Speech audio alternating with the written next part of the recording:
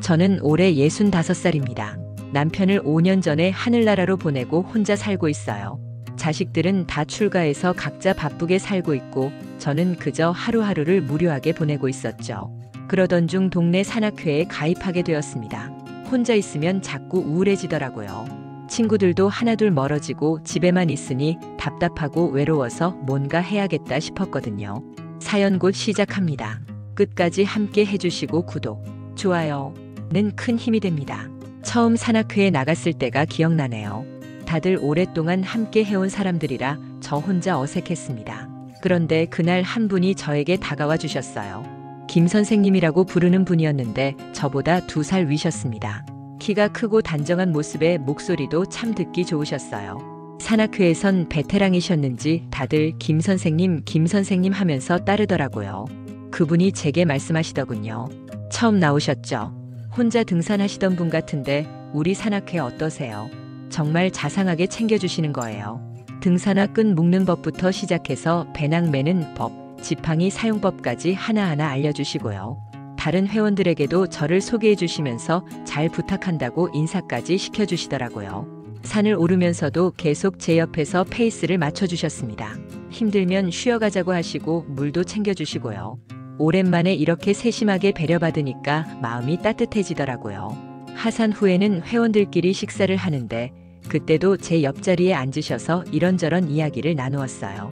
혼자 사시냐고, 자식들은 어디 있냐고, 평소에 뭘 하고 지내시냐고요. 저도 자연스럽게 남편 이야기를 하게 되었죠. 5년 전에 위암으로 세상을 떠났다고 혼자 살기가 참 외롭다고요. 그러니까 김 선생님이 고개를 끄덕이시면서 말씀하시더군요. 저도 혼자예요. 아내가 10년 전에 먼저 갔거든요. 혼자 사는 게 얼마나 외로운지 잘 알아요. 그날부터 김 선생님과 가까워지기 시작했습니다. 산악회가 있는 날마다 만나게 되고 점점 더 많은 대화를 나누게 되었어요. 혼자 살면서 겪는 어려움들, 자식들 이야기, 젊었을 때 추억들까지요.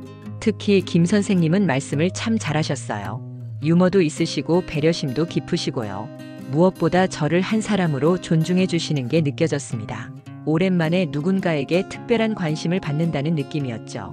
몇 주가 지나니까 김 선생님이 개인적으로 연락을 주시기 시작했어요. 산악회 없는 날에도 안부를 묻고 혹시 심심하면 차라도 한잔 하자고요. 그렇게 둘이서만 만나는 횟수가 늘어갔습니다. 커피숍에서 차를 마시기도 하고 동네 공원을 산책하기도 하고요. 김 선생님과 함께 있으면 시간이 정말 빨리 지나갔어요. 어느 날은 이런 말씀도 하시더라고요. 선생님과 이야기하고 있으면 마음이 참 편안해져요. 혼자 살면서 이런 기분 처음이에요. 저도 똑같은 마음이었습니다. 남편을 떠나보낸 후 처음으로 마음을 터놓고 이야기할 상대가 생긴 거죠. 나이 들어서 이런 감정을 느낄 줄은 몰랐어요. 그런데 그때만 해도 저는 몰랐습니다. 이 모든 게 얼마나 빨리 변할 수 있는지를요. 김 선생님과 가까워진 지 석 달쯤 되었을 때였어요. 그분이 갑자기 진지한 표정으로 저에게 말씀하시더군요. 선생님, 저희 나이에 이런 말씀 드리는 게 쑥스럽긴 하지만요. 혹시 재혼에 대해서 어떻게 생각하세요? 순간 가슴이 두근거렸습니다. 사실 저도 마음 한구석에서는 그런 생각을 하고 있었거든요. 이 나이에 또 다른 사랑이 가능한 건지, 재혼이라는 게 현실적으로 맞는 건지요. 저는 솔직하게 대답했어요. 생각해 본 적은 있지만 아직 확신이 서지 않는다고요. 남편에 대한 그리움도 있고 자식들 반응도 걱정되고요. 그러자 김 선생님이 제 손을 잡으시면서 말씀하시더라고요. 저도 같은 마음이에요. 하지만 우리 나이에 혼자 살기엔 너무 외로워요. 서로 의지하며 살면 얼마나 좋을까요? 그날부터 재혼에 대한 이야기가 본격적으로 시작되었습니다. 김 선생님은 정말 적극적이셨어요. 우리 나이에 시간을 끌 필요가 뭐 있냐고 서로 마음이 맞으면 빨리 결정하는 게 낫다고 하셨거든요. 사실 저도 마음이 기울고 있었어요. 혼자 사는 게 정말 외로웠고 김 선생님과 함께 있으면 마음이 편안했으니까요. 그분이 저를 아껴주시는 마음도 진심으로 느껴졌고요. 그런데 문제는 자식들이었습니다. 첫째 아들에게 조심스럽게 말을 꺼냈더니 완전히 반대하더라고요. 엄마, 정말 재혼을 생각하고 계세요. 아버지 돌아가신 지 겨우 5년밖에 안 됐는데요. 둘째 딸도 마찬가지였어요. 엄마 나이에 무슨 재혼이에요. 그 사람 재산이나 가족 관계도 제대로 알아보셨어요. 자식들은 김 선생님을 한 번도 만나보지도 않고 반대부터 하더라고요. 혹시 재산을 노리는 건 아니냐, 나이든 여자를 이용하려는 건 아니냐며 의심의 눈초리를 보냈어요. 그럴 때마다 마음이 상했습니다. 제가 그렇게 판단력이 없는 사람인가요? 김 선생님이 어떤 분인지 석 달 동안 지켜봤는데 말이에요. 김 선생님도 비슷한 상황이셨어요. 자식들이 반대한다고 하시더라고요. 특히 딸이 심하게 반대한다면서 속상해하셨습니다. 하지만 우리는 결국 결혼하기로 했어요. 자식들 허락을 받으려면 언제까지 기다려야 할지 모르겠고 우리 인생은 우리가 결정하는 거라고 생각했거든요. 김 선생님이 말씀하시더군요. 우리가 서로 좋아하고 함께 살고 싶어 하는데 왜 남의 눈치를 봐야 해요? 자식들도 결국은 이해할 거예요. 그렇게 만난 지 6달 만에 결혼을 하게 되었습니다. 성대한 결혼식 대신 구청에서 간단하게 신고만 했어요. 자식들이 참석하지 않아서 산악회 회원 몇 분이 증인이 되어주셨죠. 결혼식 날 김 선생님이 제게 말씀하시더라고요. 이제 우리 둘이서 행복하게 살아요. 외롭지 않게 서로 의지하면서요. 그때는 정말 행복했어요. 나이 들어서도 새로운 사랑을 시작할 수 있다는 게 설레었고 혼자가 아닌 둘이서 남은 인생을 보낼 수 있다는 게 든든했거든요. 김 선생님 집으로 이사를 했습니다. 제 집은 전세를 놓고요. 새로운 환경에서 새로운 시작을 하는 기분이었어요. 신혼 첫날 밤 김 선생님이 따뜻하게 안아주시면서 말씀하셨어요. 앞으로 서로 아프지 말고 건강하게 오래 살아요.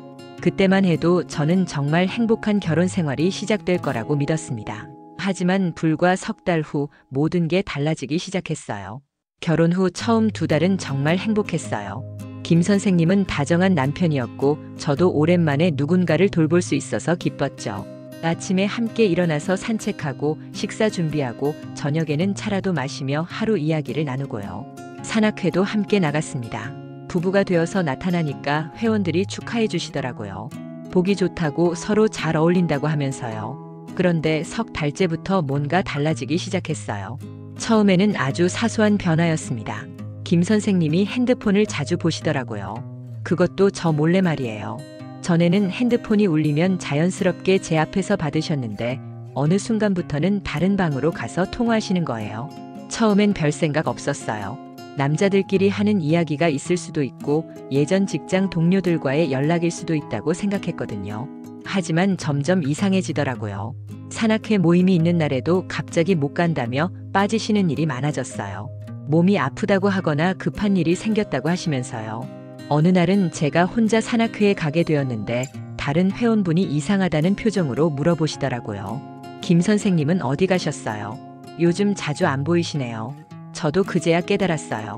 남편이 산악회를 자주 빠지고 있다는 걸요. 전에는 그렇게 적극적이셨는데 말이에요. 집에 돌아와서 물어봤습니다. 여보, 산악회 회원분들이 궁금해하시더라고요. 요즘 자주 못 나가시는 이유라도 있으세요? 그러니까 남편이 좀 짜증스러운 표정을 지으시더라고요. 매번 산에만 다닐 수는 없잖아요. 다른 할 일도 있고요. 그런 말투는 처음이었어요. 결혼 전이나 신혼 초에는 항상 다정하게 말씀하셨는데요. 뭔가 날카로운 느낌이 들어서 더 이상 묻지 못했습니다. 그 후로 남편의 태도가 조금씩 달라졌어요. 예전만큼 관심을 보이지 않으시더라고요. 제가 무슨 이야기를 해도 대충 듣고 넘기시고 스킨십도 줄어들었고요. 특히 핸드폰에 대해서는 완전히 민감해지셨어요. 화장실 갈 때도 들고 가시고 잠들 때도 베개 밑에 넣어두시고요. 혹시 제가 볼까봐 조심하는 것 같았어요. 어느 날 밤 남편이 화장실에 갔는데 핸드폰을 침대에 두고 가신 거예요. 그런데 갑자기 메시지가 와서 화면이 켜졌는데 발신자 이름이 제 눈에 들어왔어요. 영희라는 이름이었습니다. 메시지 내용은 안 보였지만 영희라는 이름 자체가 신경 쓰이더라고요. 산악회에 영희라는 분이 계셨거든요. 남편이 화장실에서 나오자마자 급하게 핸드폰을 확인하시더니 잠시 당황하는 표정을 지으셨어요. 제가 봤나 싶어서 그러시는 것 같았죠. 그날부터 저는 남편을 유심히 관찰하기 시작했습니다. 뭔가 숨기는 게 있다는 확신이 들었거든요. 결혼 전 그렇게 다정하고 세심하셨던 분이 갑자기 이렇게 달라질 리가 없잖아요. 며칠 후 결정적인 순간이 왔어요. 남편이 갑자기 친구들과 여행을 간다고 하시는 거예요. 이틀 정도 부산에 다녀오신다면서요. 이상했어요. 결혼 후 처음으로 저를 두고 여행을 가신다는 거였거든요. 그동안 어디 가실 때마다 저를 함께 데려가셨는데 말이에요. 여보, 저도 함께 가면 안 될까요? 부산 오랜만에 가보고 싶어요. 그러니까 남편이 곤란한 표정을 지으시더라고요. 남자들끼리 가는 여행이라 좀 그럴 것 같아요. 다음에 우리 둘이서 따로 가요. 그때 직감했어요. 뭔가 이상하다고요. 남편의 행동, 말투, 표정 모든 게 예전과 달라졌다는 걸요. 하지만 아직은 확실한 증거가 없었습니다. 그냥 의심일 뿐이라고 스스로를 달래려고 했어요. 하지만 마음 한구석에서는 불안함이 계속 커져가고 있었죠. 남편이 부산 여행에서 돌아온 후 저는 더욱 조심스럽게 남편을 지켜봤어요. 뭔가 확실한 증거를 찾고 싶었거든요. 그냥 의심만으로는 남편을 의심할 수도 없고 제 자신도 확신을 가질 수 없었으니까요. 그런데 며칠 후 기회가 왔습니다. 남편이 샤워를 하러 가시면서 핸드폰을 거실 테이블에 놓고 가신 거예요. 보통은 절대 그러지 않으시는데 그날은 급하게 들어가시느라 깜빡하신 것 같았어요. 양심적으로는 보면 안 된다는 걸 알았지만 궁금함과 불안함을 참을 수가 없었어요. 조심스럽게 핸드폰을 들었는데 다행히 잠금이 걸려 있지 않더라고요. 먼저 통화 기록을 봤습니다. 0이라는 번호가 정말 많이 있더라고요. 하루에도 몇 번씩 통화하신 기록이 있었어요. 그것도 통화 시간이 길더라고요. 10분, 20분씩요. 가슴이 두근거리기 시작했어요. 하지만 더 확실한 걸 확인해야겠다 싶어서 메시지를 봤습니다. 0이라는 분과 주고받은 메시지들이 정말 많았어요. 오늘 산악회 나와요. 미안해요. 오늘은 집에 있어야 할 것 같아요. 그럼 내일은 어때요? 둘이서만 조용히 차라도 마셔요. 좋아요. 평소 장소에서 만나요. 이런 식의 메시지들이 계속 있었습니다. 그런데 더 충격적인 건 그 다음이었어요. 어제 정말 행복했어요. 오랜만에 이런 기분이었어요. 저도요. 당신과 함께 있으면 모든 걸 잊게 돼요. 이런 메시지를 보는 순간 머리가 하얘졌어요. 이건 단순한 친구 사이가 아니었어요. 완전히 연인 사이의 대화였거든요. 손이 떨렸지만 더 확인해야겠다 싶어서 위로 올라가며 메시지들을 더 봤어요. 그런데 날짜를 확인해 보니 이 메시지들이 제가 결혼한 후에 주고받은 거였어요. 심지어 남편이 부산에 간다고 했던 그날도 영희 씨와 메시지를 주고받았더라고요. 부산 잘 도착했어요. 네, 숙소도 좋고 날씨도 좋아요. 당신도 함께 왔으면 좋았을 텐데요. 다음에는 꼭 함께 가요. 그러니까 부산 여행도 영희 씨와 함께 간 거였어요. 친구들과 간다고 거짓말을 하고 말이에요. 더 이상 볼 수가 없었어요. 화장실에서 물소리가 들리는 게 남편이 곧 나올 것 같아서 급히 핸드폰을 원래 자리에 놓았어요. 그리고 소파에 앉아서 생각해 봤습니다. 이게 현실인가 싶더라고요. 결혼한 지 겨우 6달밖에 안 됐는데 남편이 다른 여자와 바람을 피우고 있다니요. 남편이 샤워를 마치고 나오셨는데 평소와 똑같은 표정으로 제게 다가오셨어요. 여보, 뭐 하고 있어요? 그 순간 정말 화가 났어요. 어떻게 이렇게 태어날 수가 있는지요. 저한테는 거짓말을 하면서 다른 여자와는 달콤한 메시지를 주고받고 있었으면서 말이에요. 하지만 바로 따지고 싶은 마음을 꾹 참았어요. 좀 더 확실한 증거를 모아야겠다고 생각했거든요. 그리고 영희라는 분이 산악회 영희 씨가 맞는지도 확인해야겠고요. 다음 날 산악회 모임이 있었어요. 남편은 또 못 간다고 하시더라고요. 몸이 좀 안 좋다면서요. 저는 혼자 갔습니다. 그런데 영희 씨도 안 보이더라고요. 평소에는 빠지지 않고 나오시는 분인데 말이에요. 다른 회원분께 물어봤더니 갑자기 급한 일이 생겨서 못 온다고 연락이 왔다고 하시더라고요. 그 순간 확신했어요. 남편과 영애 씨가 함께 있다는 걸요. 산악회를 핑계 삼아서 저를 속이고 만나고 있다는 걸 말이에요. 집에 돌아와서 남편에게 물어봤어요. 여보, 몸이 어디가 안 좋으세요? 병원에라도 가실까요? 남편이 당황하는 기색을 보이시더니 대충 넘어가려고 하시더라고요. 그냥 좀 피곤해서 그래요. 괜찮아요. 그때 정말 모든 게 명확해졌어요. 남편이 저를 속이고 있다는 게, 그리고 그 상대가 같은 산악회 영희 씨라는 게요. 증거를 확인한 후 며칠 동안 정말 힘들었어요. 어떻게 해야 할지 모르겠더라고요. 바로 따져야 할지 아니면 좀 더 지켜봐야 할지요. 밤에는 잠도 잘 안 왔어요. 옆에서 자고 있는 남편을 보면 화가 나면서도 한편으로는 서럽더라고요. 이 나이에 이런 일을 겪게 될 줄은 꿈에도 몰랐거든요. 며칠을 고민하다가 결국 직접 대화하기로 했어요. 이런 식으로 속고 살 수는 없잖아요. 어느 날 저녁 남편이 거실에 앉아 계실 때 조심스럽게 말을 꺼냈습니다.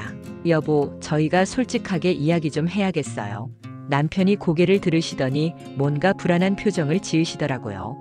무슨 이야기요? 여보와 영애 씨 이야기요. 그 순간 남편의 얼굴이 확 굳어지더라고요. 뭘 아시는 건지 궁금해하는 눈빛이었어요. 저는 차근차근 이야기했어요. 핸드폰에서 본 메시지들, 부산 여행의 진실, 산악회를 빠지는 이유까지 다 말씀드렸어요. 남편은 처음에는 발뺌을 하려고 하시더라고요.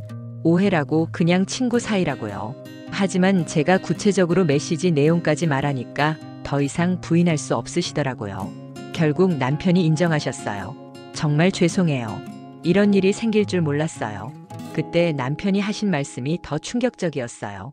사실 영애 씨와는 저와 만나기 전부터 좋아하는 사이였다고 하시더라고요. 그런데 영애 씨가 재혼을 원하지 않아서 그냥 친구로 지내고 있었는데 제가 나타나서 결혼을 하게 되었다는 거예요. 그러니까 저는 뭐가 된 건가요? 진짜 사랑하는 사람이 따로 있는데 외로움 때문에 저와 결혼한 건가요? 남편이 대답을 못 하시더라고요. 그 침묵이 모든 걸 말해주었어요. 저는 그냥 외로움을 달래주는 동반자 정도였던 거죠. 정말 참담했어요. 결혼 전 그렇게 다정하게 구애하시고 빨리 결혼하자고 하신 이유가 다 거짓말이었던 거잖아요. 진심으로 저를 사랑해서가 아니라 그냥 혼자 살기 외로워서였던 거예요. 그 후로 며칠간 대화를 더 나눴지만 결론은 뻔했어요. 남편은 영애 씨를 포기할 생각이 없으셨고 저는 그런 남편과 더 이상 살 수 없었거든요. 이혼을 결심했을 때 정말 많은 생각이 들더라고요. 65살에 두 번째 이혼이라니요. 사람들이 뭐라고 할까, 자식들은 뭐라고 할까 걱정도 되고요. 하지만 더 중요한 건 제 자존심이었어요. 이 나이에도 사랑받을 자격이 있다고 생각해요. 진짜 저를 사랑하는 사람과 함께 살 권리가 있다고요. 이혼 절차는 생각보다 간단했어요. 남편도 미안한 마음이 있으셔서 재산 분할이나 위자료 문제로 다투지는 않았거든요. 제가 결혼 전에 살던 집으로 다시 돌아왔습니다. 자식들에게 이혼 소식을 전했을 때 반응이 가지각색이었어요. 첫째 아들은 처음에 반대했던 게 맞았다면서 안도하더라고요. 둘째 딸은 엄마가 상처받았을 거라며 걱정해주고요. 하지만 저는 오히려 홀가분했어요. 거짓말 속에서 살지 않아도 되니까요. 매일 의심하고 불안해하지 않아도 되니까 말이에요. 산악회는 그만뒀습니다. 남편과 영애 씨가 있는 곳에 더 이상 나갈 수는 없잖아요. 대신 동네 문화센터 요가 수업을 듣기 시작했어요. 거기서 새로운 친구들도 만나고요. 이혼한 지 이제 6개월 정도 됐어요. 처음에는 또 혼자가 되었다는 게 서럽기도 했지만 지금은 괜찮아요. 오히려 평온해졌어요. 가끔 생각해보면 이 경험이 완전히 나쁘지만은 않았어요. 적어도 60이 넘어서도 사랑할 수 있다는 걸 알았거든요. 비록 상대방이 진심이 아니었다고 해도 제가 느꼈던 설렘과 행복은 진짜였어요. 그리고 중요한 걸 깨달았어요.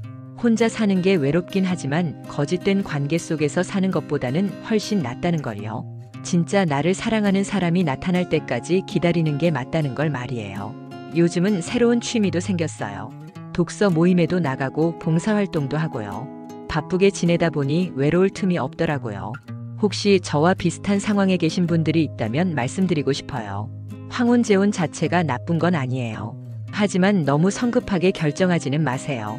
상대방을 충분히 알아보는 시간을 가지시고요. 그리고 무엇보다 중요한 건 자존심이에요. 나이가 들었다고 해서 아무나와 함께 살 필요는 없어요. 진짜 나를 소중히 여기는 사람과 함께 하는 게 맞다고 생각해요. 지금도 가끔 김 선생님 생각이 나긴 해요. 미워하지는 않아요. 그분도 외로우셨을 테니까요. 다만 더 솔직하셨으면 좋았을 텐데 하는 아쉬움은 있어요. 영애 씨와는 어떻게 지내고 계신지 모르겠어요. 산악회 소식은 더 이상 듣지 않으니까요.